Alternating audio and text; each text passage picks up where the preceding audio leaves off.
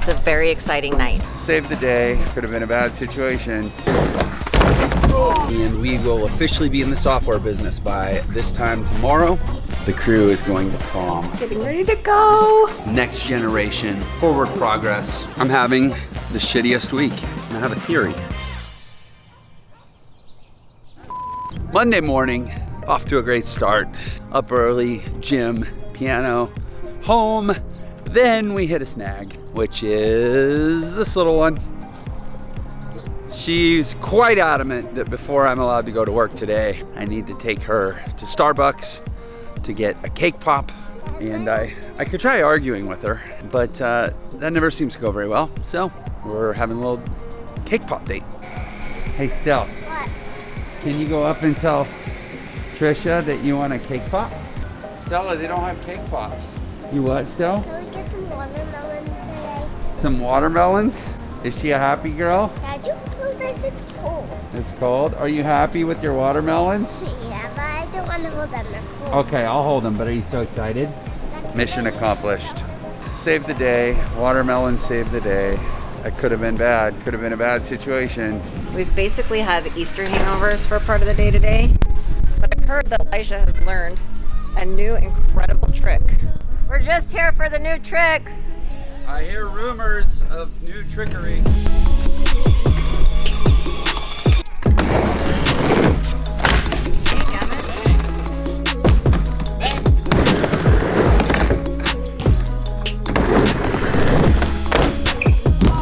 Oh, dang, so close.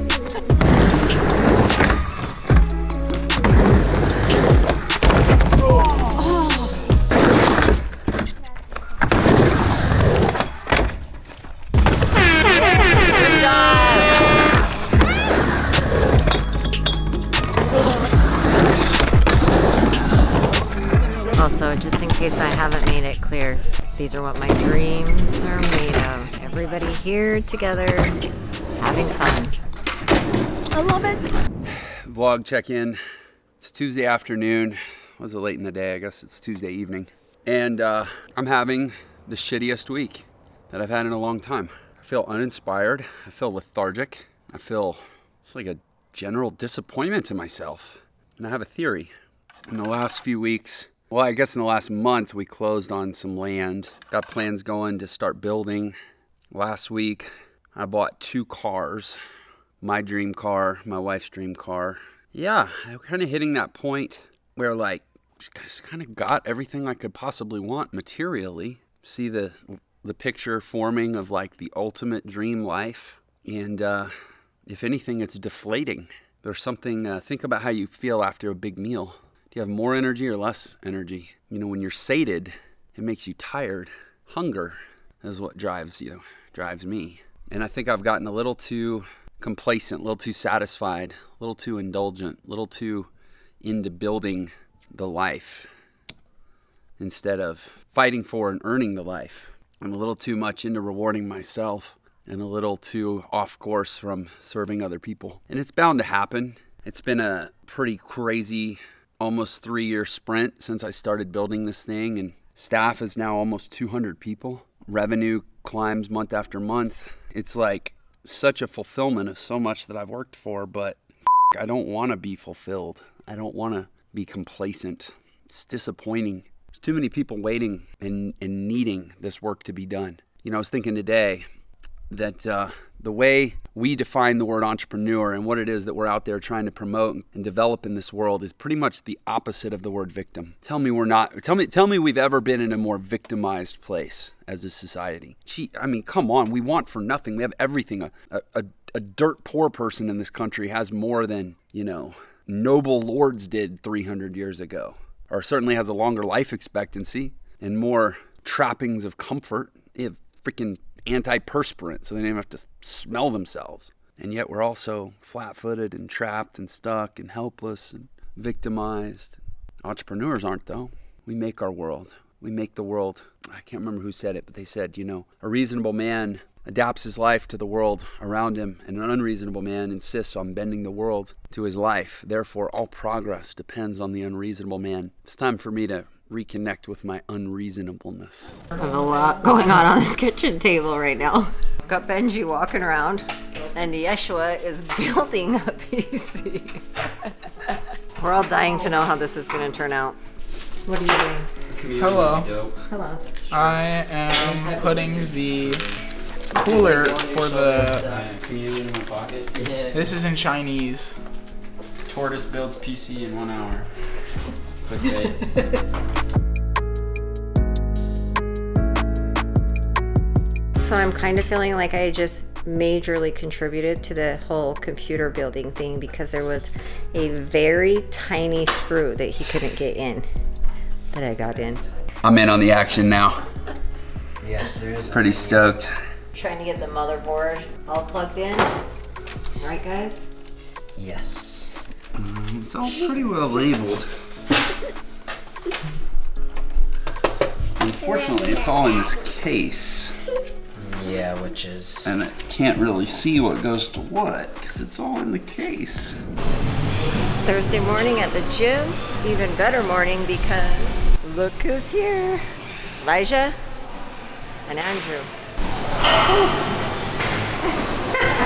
I got done at the gym and then I felt bad because I know Jeff doesn't have really any food at his office. So I just went to Chick-fil-A and I'm bringing him a Chick-fil-A breakfast bowl.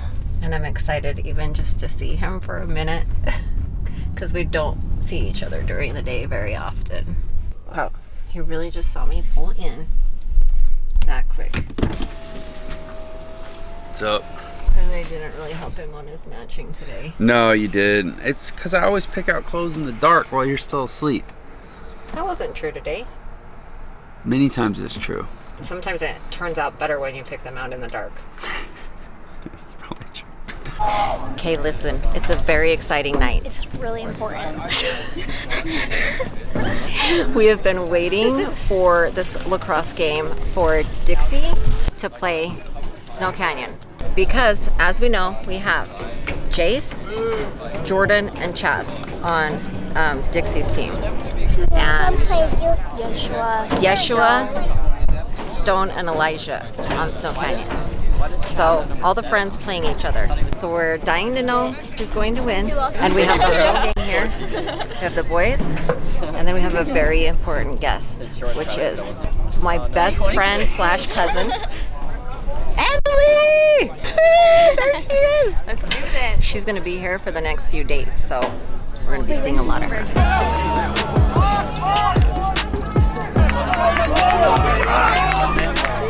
Here's a little update. Snow Canyon is winning 4-0. Stone made a goal, and then it looks like he got hurt. I don't know exactly what happened, though.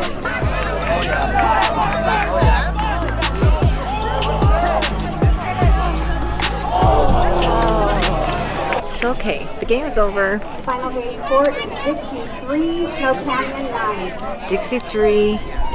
Snow Canyon 9. But we're very happy for Snow Canyon. Stone made a few goals and it was a good game. Couple significant developments.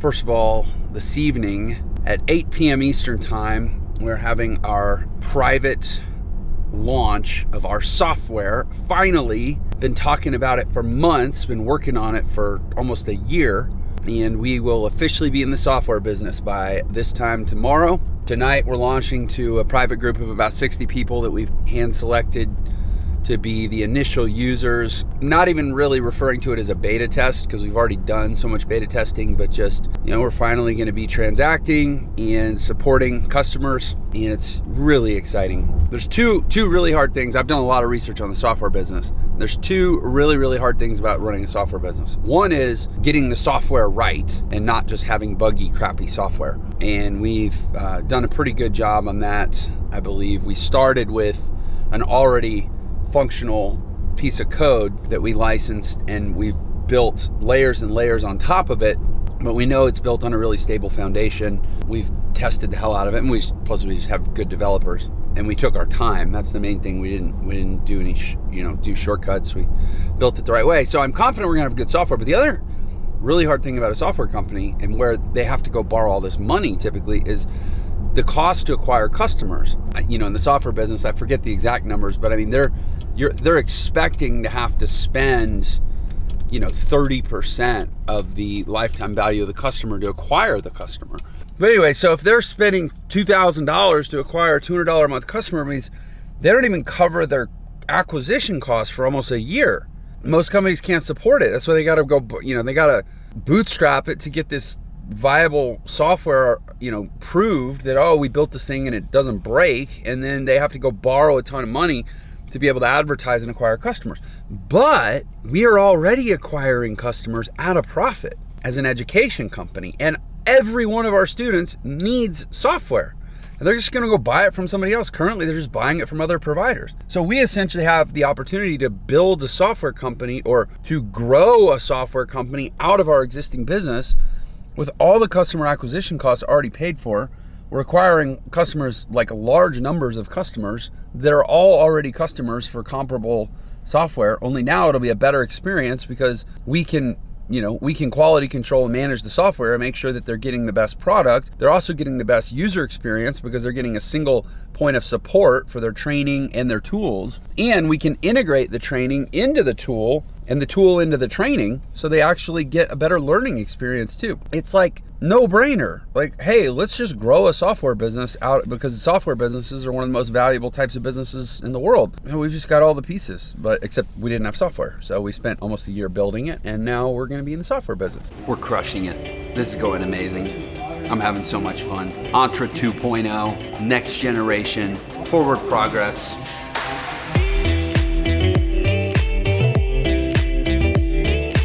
Let's go see what's going on in the backyard. Elijah just did a triple. We missed it. But maybe he'll do it again.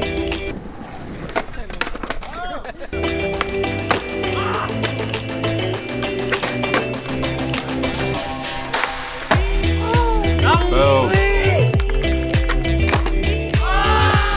I just have to say how happy this makes me. I have my family here, my cousin, who, in case I haven't mentioned it, she's like my best friend. Most importantly, her daughter Maya, Jada. We all know who this one is. True. And all the boys. Some are outside. In my opinion, it's the perfect night. Well, it would have been more perfect had we won the game, but it's close to perfect because Stone and them did. So it's a good night. These ladies are over here just defining the successfully unemployed lifestyle. Oh yeah. Port is getting ready to go to prom. So we're gonna go see what she's doing. I look so ratchet. I said Port's getting ready for prom, so we're gonna go see what she's doing. Yeah, I look really good. Can you tell I'm getting ready? Don't look at that! I got a little glimpse of them, and I'm gonna agree with her that we probably shouldn't get a close-up. This is so cute. We have boys getting ready for prom, helping each other tie ties. Nice belt. That's sweet. Good job, Bryson. That looks Dang! Thanks. Not my best. I think it's great. These two getting ready to go.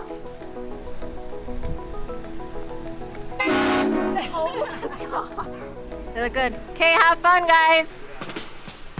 Here, Brax. My key? This is the best gift I've gotten all day. This is the best part of the day. Finding my key? So your boy's all grown up. How you feeling? I'm feeling super proud for how amazing he is and super sad for how old he is. But he still needs you. He needed you to make him his pizza last night. And you fed his cat this morning. Yes. See, babe, you're still relevant. You still get to mom hard as long as you want. He's just special. He's very special to me because it was Brax and I and Jace for a while by ourselves. So I have a really strong bond with the boys. But I'm happy for him. He's a great kid, but I don't want to start crying about it. We'll stop the interview then. Yeah. Having lunch with Jace. And we're getting real crazy here. Check this out. We've got Japanese fries. And we've got octopus balls. I'm pretty sure they're not actual octopus testicles. I think they just mean octopus meat in the shape of a ball. He's gonna bite an octopus ball. It smells good.